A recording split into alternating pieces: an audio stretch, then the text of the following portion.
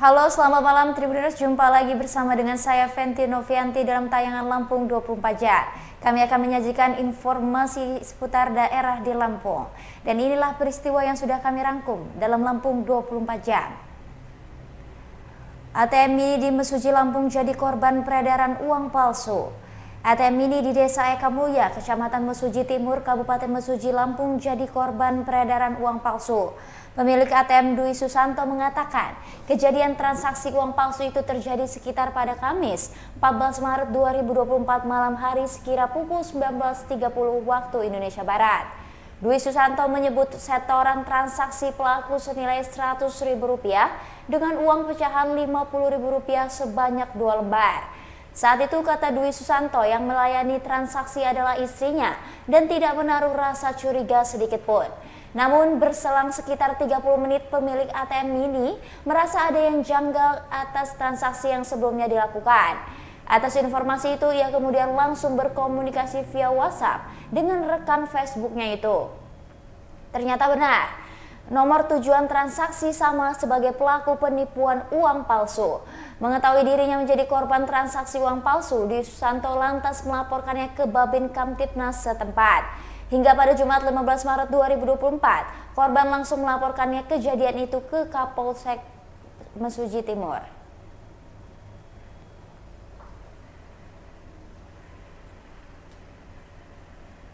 Keluarga pasien sesalkan lambatnya pelayanan Rumah Sakit Urip Sumoharjo. Keluarga pasien SP warga unit 2 Kabupaten Tulang Bawang menyesalkan lambatnya pelayanan di Rumah Sakit Urip Sumoharjo.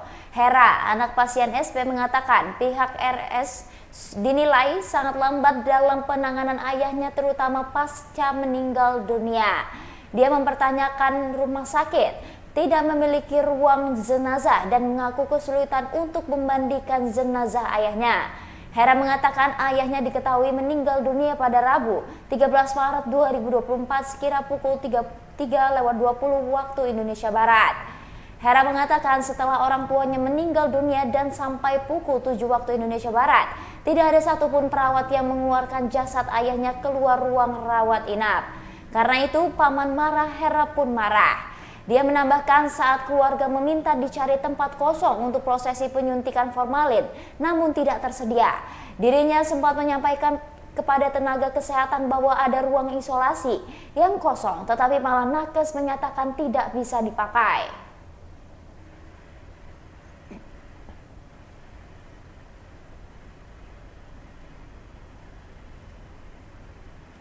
Klarifikasi Rumah Sakit Urip Sumoharjo soal dugaan menelantarkan jenazah pasien. Manajemen Rumah Sakit Urip Sumoharjo memberikan klarifikasi dugaan penelantaran jenazah SP warga unit 2 Kabupaten Tulang Bawang.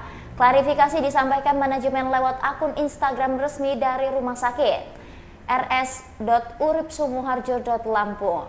Klarifikasi disampaikan oleh 3 pegawai rumah sakit tersebut. 2 orang laki-laki dengan menggunakan batik corak coklat dan corak hijau. Terdapat juga 1 wanita di tengah berbaju jas putih.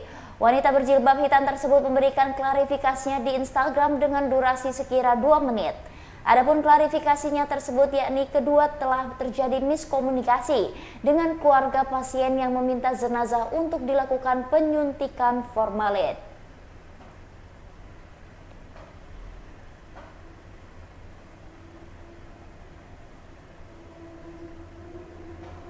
Caleg terpilih PDIP Lampung didominasi perempuan. Calon legislatif atau caleg DPRD Lampung terpilih pada pemilu 2024 dari PDI Perjuangan didominasi oleh perempuan. Berdasarkan pleno rekapitulasi perhitungan suara KPU Lampung secara berjenjang, PDI Perjuangan diprediksi meraih 13 kursi DPRD Lampung. Dari 13 kursi itu, 7 diantaranya caleg perempuan dan hanya 6 caleg laki-laki yang terpilih. Ketua DPC PDI Perjuangan Mesuji Budi Condrowati mengatakan, caleg perempuan PDI Perjuangan Lampung semuanya merupakan petarung. Jadi tak heran, kata dia, jika kursi DPRD Lampung dari PDI Perjuangan didominasi sosok perempuan. Anggota DPRD Lampung itu mengatakan posisi ketua partai tingkat kabupaten atau kota di Lampung di PDI Perjuangan diisi dengan 3 perempuan. Disinggung terkait kondisi yang dirasakannya, Saat menjadi peserta di pemilu 2024, Condrowati mengatakan sangat jauh berbeda dengan pemilu 2019.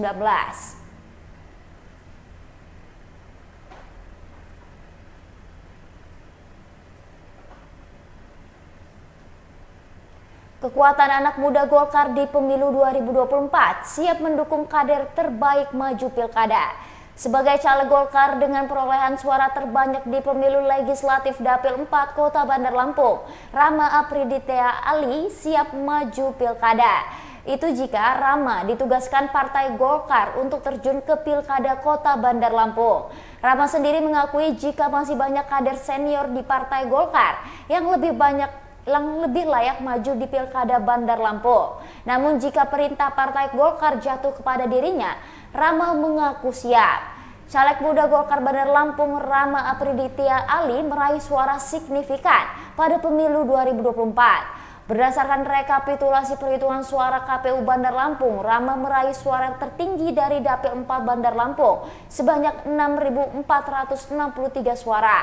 Dapil 4 meliputi wilayah Wai Halim, Labuhan Ratu, dan Kedaton. Menariknya, Rama juga berhasil menumbangkan petahana sekaligus sekretaris DPD 2 Partai Golkar, yakni Ali Wardana. Selisih perolehan suara keduanya bahkan mencapai 2.000 lebih.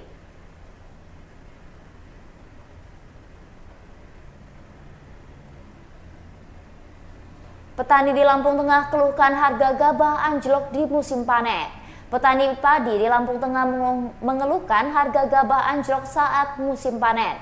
Harga gabah saat ini dihargai 6.100 per kilogram di wilayah Lampung Tengah. Seperti yang dikeluhkan oleh Udin, petani asal Kecamatan Seputi Agung Lampung Tengah yang saat ini sudah memanen padi miliknya. Udin menyebutkan pada musim sebelumnya harga gabah bisa tembus di Rp7.500 per kilogram. Namun lanjutnya saat ini paling banter harga jual gabah adalah Rp6.200 per kilogram. Udin meneruskan dengan harga jual seperti itu penghasilan petani tidak mendapat keuntungan, bahkan ada yang rugi. Menurutnya faktor utama penyebabnya adalah pupuk. Udin dan petani lainnya saat ini berkutat dengan biaya produksi mereka. Dia berharap urusan petani bisa dipermudah agar mereka bisa produksi padi dan beras secara berkala. Kemudian segala permasalahan yang ada mereka harap bisa ada jalan keluarnya.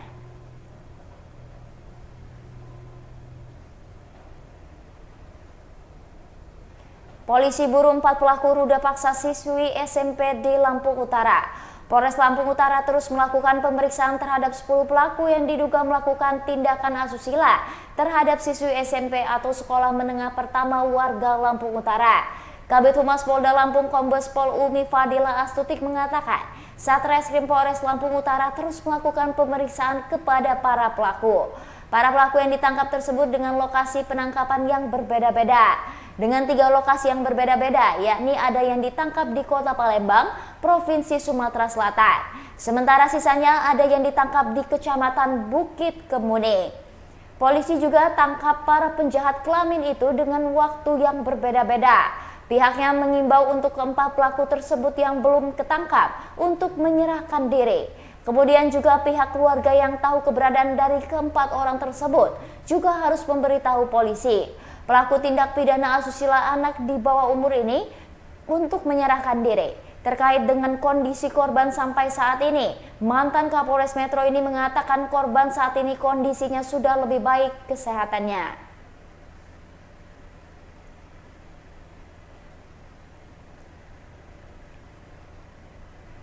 Santri Ponpes Riyadus Solihin Bandar Lampung diberi reward Rp500.000 tiap 5 kali khatam Al-Quran.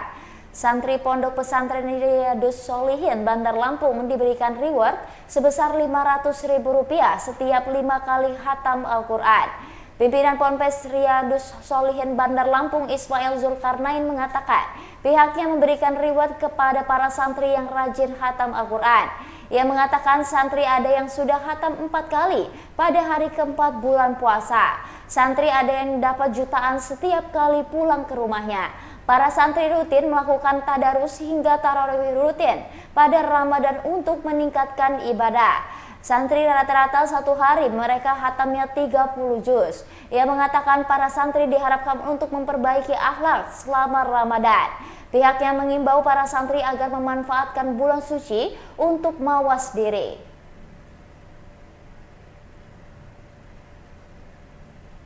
Pesepeda asal Bandar Lampung tiba di Mekah. Abdul Rahman Yuni Siswanto, 35 tahun, pemuda asal Bandar Lampung telah sampai di Mekah pada Rabu 13 Maret 2024 atau hari kedua Ramadan 1445 Hijriah.